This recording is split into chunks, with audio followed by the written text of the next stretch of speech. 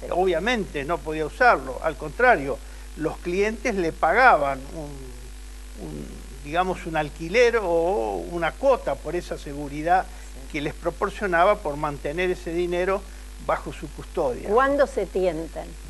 Bueno, que ellos con la práctica, que yo no sé cuántos años deben haber sido, no importa, pero deben ser y deben haber, esa práctica deben haber tenido algún congreso o en algún momento... Congreso de orfebres. Cada uno dio su experiencia. Sí. Descubrieron que del total de los depósitos que ellos tenían, solo se movía diariamente hasta el 10%. Es decir, que el 90% del oro, los metales preciosos que ellos tenían en custodia, no se movía nunca. Que solamente entre depósitos y extracciones había un 10%.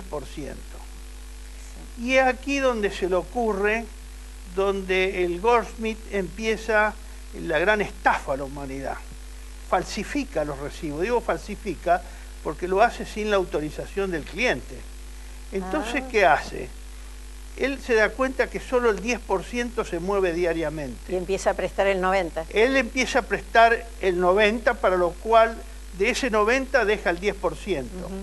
Y así sucesivamente, hasta que teóricamente el oro no sale de la bóveda.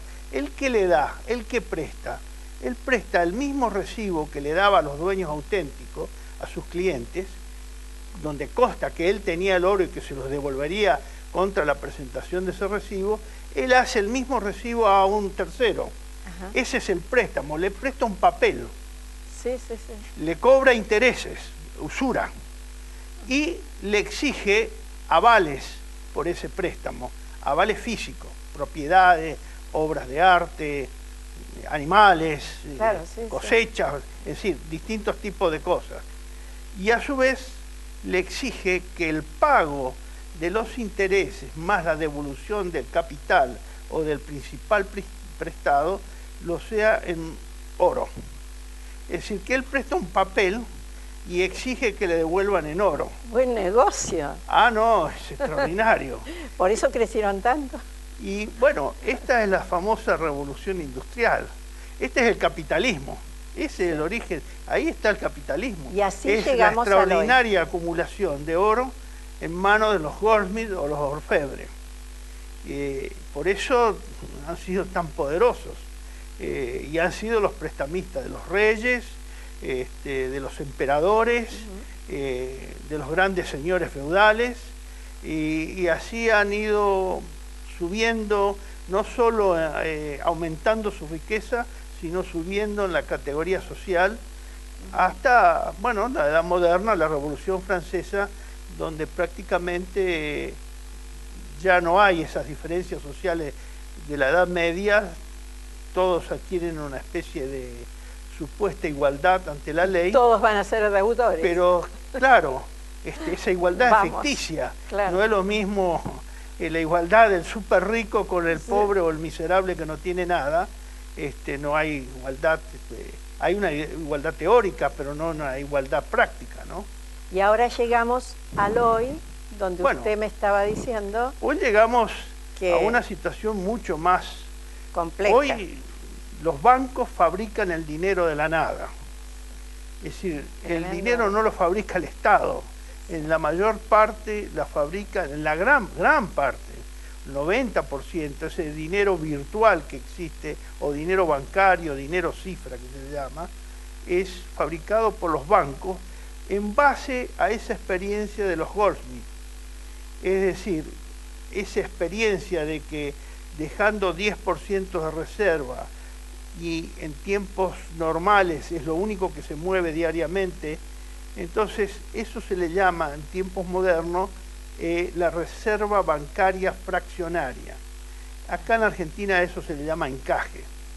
Es la suposición de que nada va a decir, que nadie va a sacar más del 10% entre los depósitos y extracciones diariamente y que el otro 90% es prestable. Como usted ve, eso requiere una palabra laica que se llama confianza. Sí. Pero ¿qué realidad en la sociedad moderna es la nueva fe?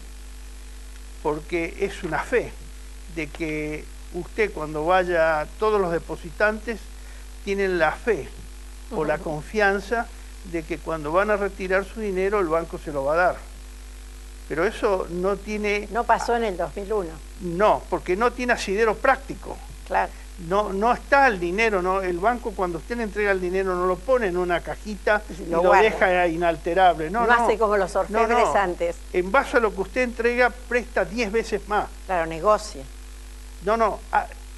Presta claro. 10 veces más. Eso es esa usura. Cantidad, crea dinero, porque le crea una cuenta corriente y le da una libreta de cheque y le dice usted tiene en su haber tantos miles de pesos.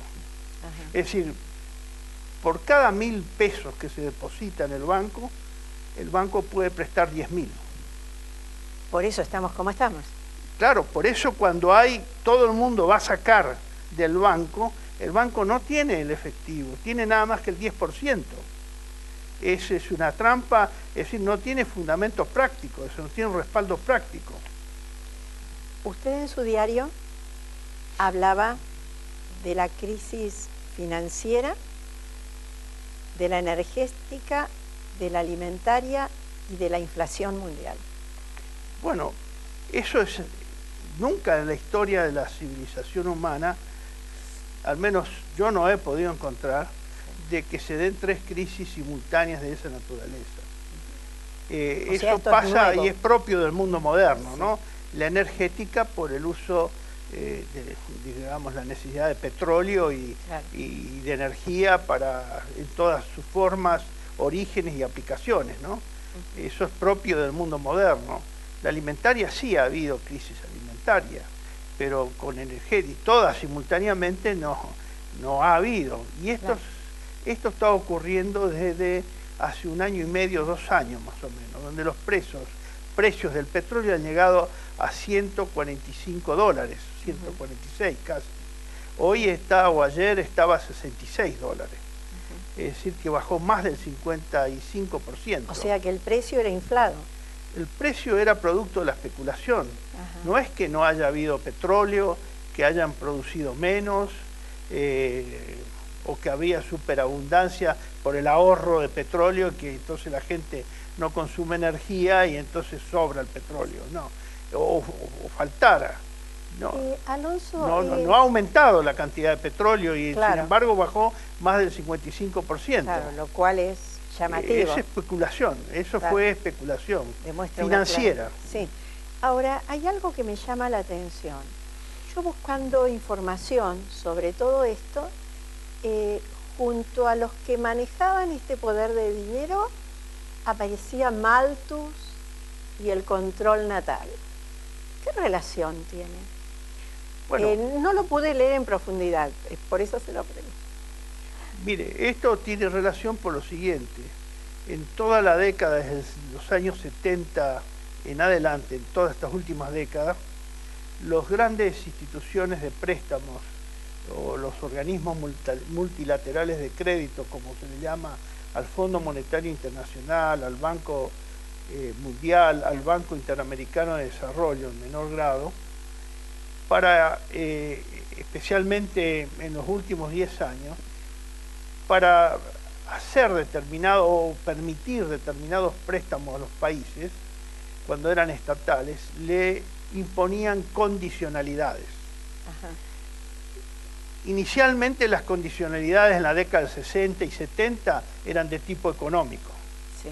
Le daban el préstamo si usted contrataba con determinadas consultoras o empresas ejecutoras de las obras, empresas extranjeras, normalmente. Sí, desde ya. Normalmente. Que fueran de ellos o que después eso fue variando y en la última década que nosotros hemos vivido, los préstamos le daban bajo la condición de que se permitiera el aborto o el control de la natalidad, bajo el argumento de, bueno, es el argumento malthusiano falsamente esgrimido, de que la multiplicación de la población mundial no iba a causar, digamos, no iba a haber alimentos suficientes para esa multiplicación y ese desborde que hay en el aumento de la población mundial, lo cual ha sido totalmente falso precisamente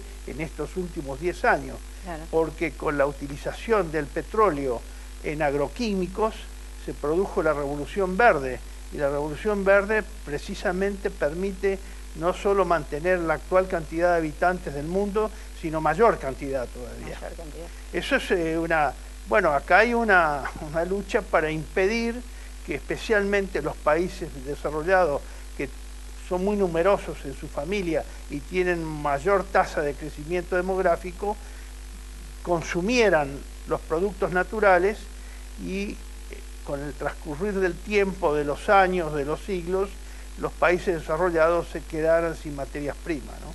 Entonces era la teoría de ellos, imperial, es impedir que los pobres, los países pobres con mucha población o un crecimiento muy grande de su población, consumieran los recursos naturales y después, con el correr de los años, de los siglos, los países ricos quedaran sin esos recursos, ¿no? Muy bien. Vamos a seguir esta conversación. Quiero cerrar este programa con dos cosas.